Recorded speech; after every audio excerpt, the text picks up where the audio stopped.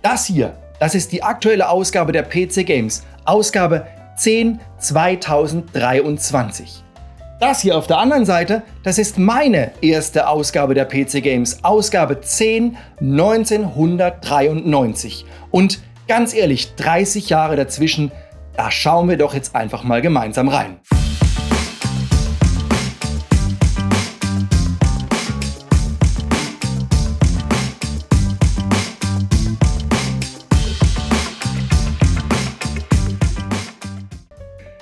Wenn man sich diese beiden Ausgaben PC Games mal anschaut, dann fällt einem sofort eines auf, nämlich eine Gemeinsamkeit. Hier der absolute Überflieger Starfield auf dem Titel und hier der absolute Überflieger Wing Commander Privateer auf dem Titel.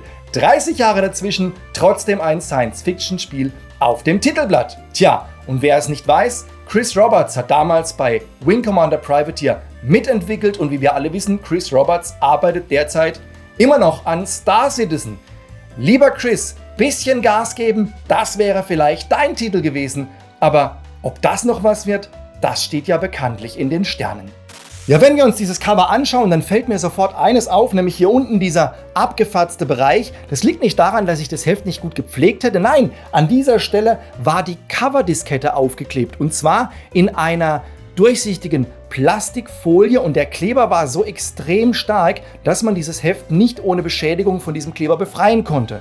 Und das Witzige ist, ich habe das PC Games PDF-Archiv, wo sie alle Ausgaben gescannt haben und auf deren Ausgabe, ihr seht es hier, da ist auch diese abgefatzte Stelle drauf. Also dieser Kleber war einfach schwer zu entfernen. Man hatte offensichtlich Angst, dass diese Coverdisketten geklaut werden.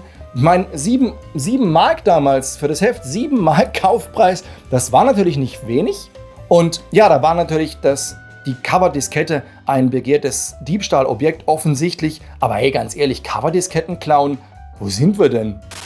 1,44 MB, 3,5 Zoll, 1,44 MB Speicherplatz. Hey, da würde ich heute nicht mal mehr ein JPEG-Bild drauf unterbringen. Die hatten damals die Demo von Lost Vikings drauf. Gucken wir mal rein ins Heft. Auf der ersten Seite haben wir die Begrüßung vom Redakteur. Das war damals noch der Thomas Borowskis, der leitende Chefredakteur. Und ganz ehrlich, schaut mal dieses Bild an hier. Ein aufschlussreicher Besuch bei EA.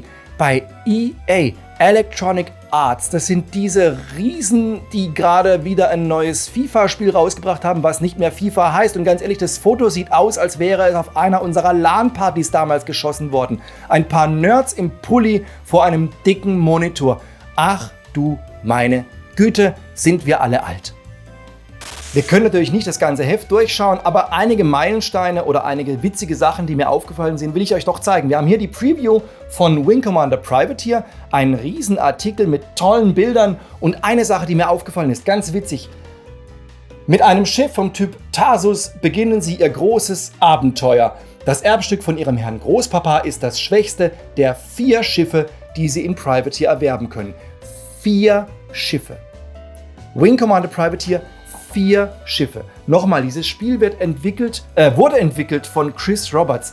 Chris, damals waren es 4 Schiffe. Ich meine, klar, heutzutage gibt man sich mit 4 Schiffen nicht mehr zufrieden, aber vielleicht eine Nummer kleiner würde am Spielspaß...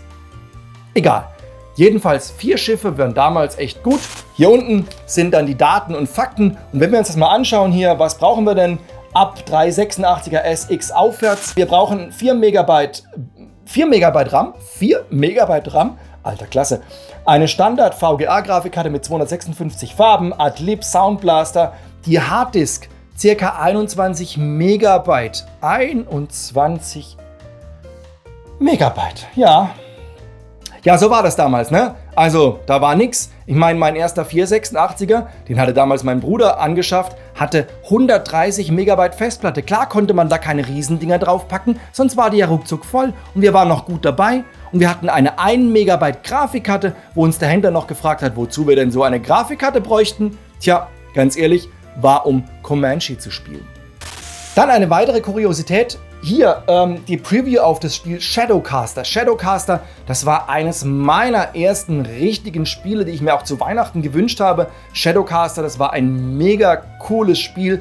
Echtzeit 3D-Grafik, so ja, halbwegs 3D-Grafik. Man konnte sich frei bewegen. Es war nicht mehr diese schrittweise Bewegung wie in vielen Rollenspielen. Man konnte sich aus mehreren Charakteren verwandeln.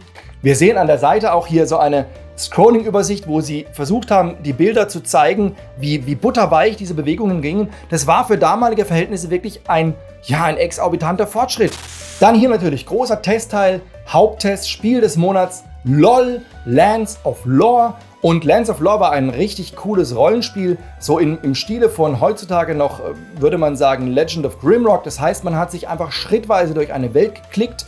Bei Lands of Lore zum ersten Mal nicht nur so abgehackt schrittweise, sondern es gab wirklich weiche Übergänge. Man hat Monster bekämpft, man hat seine Party organisiert, man hat Zauber ausgeführt und das alles eben mit der Maus durch Klicken. Das heißt, man brauchte einen starken Zeigefinger. Eine Besonderheit hier, man braucht 2 Megabyte EMS oder 1 Megabyte XMS. Tja, was das wohl heißt, das wissen tatsächlich nur die ganz alten Hasen.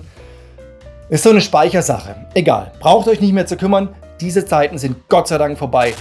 Nach etlichen Testberichten kommen wir dann auf Seite 51 in die Tipps und Tricks Sektion. In diesem Fall Tipps für Imperial Pursuit.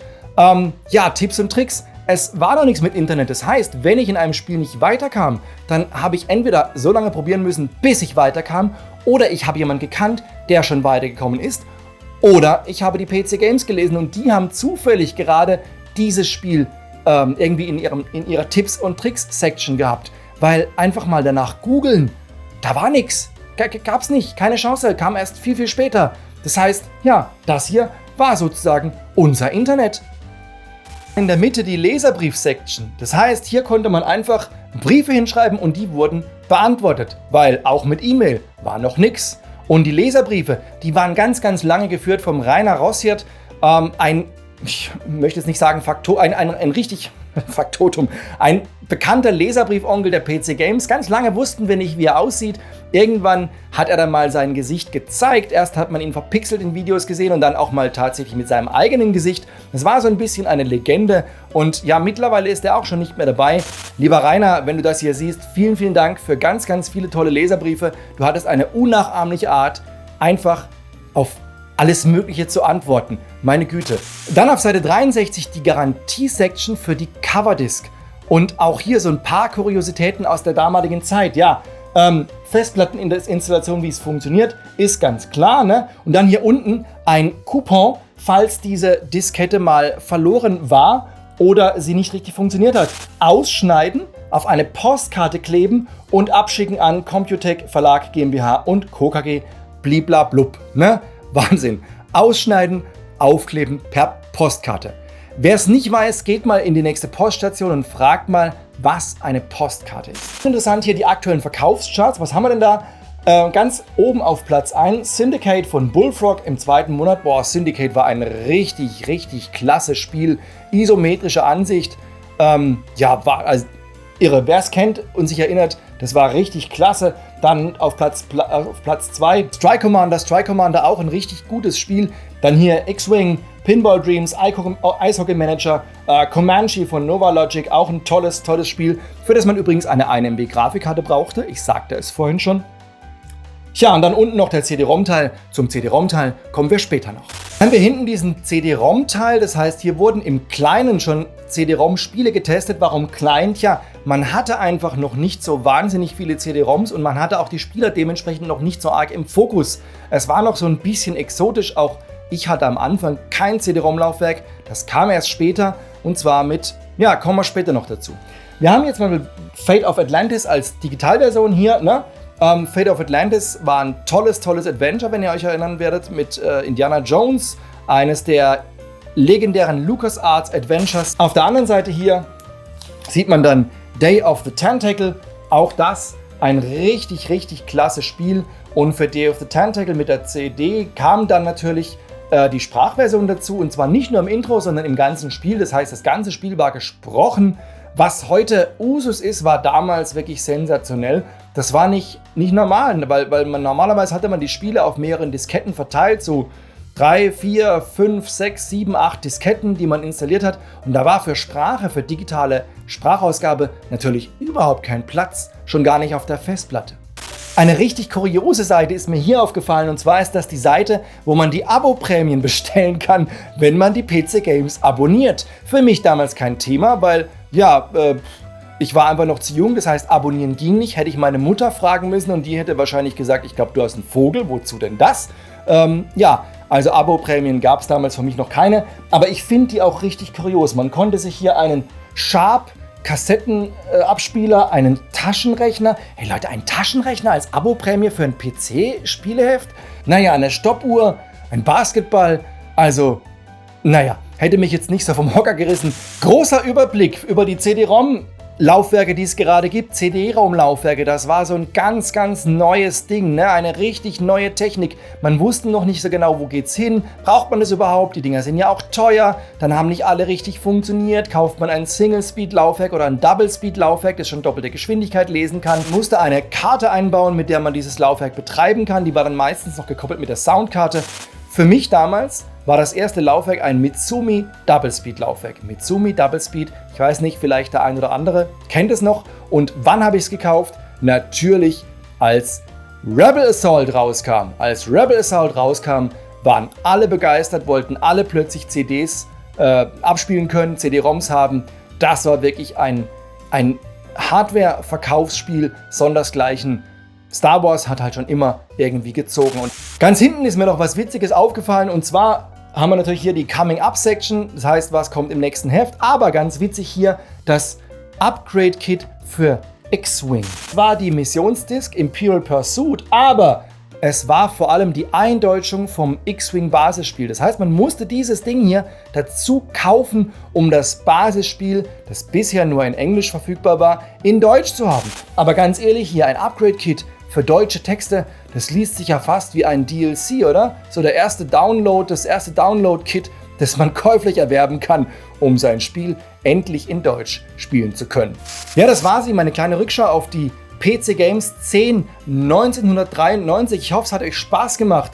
Ich fand es wahnsinnig toll, in dieses alte Heft noch mal reinzuschauen, sich zu erinnern, was war denn damals aktuell, wie hat es denn alles angefangen? Mein persönlicher Beginn, vielleicht auch euer persönlicher Beginn mit dem Medium PC-Spiele.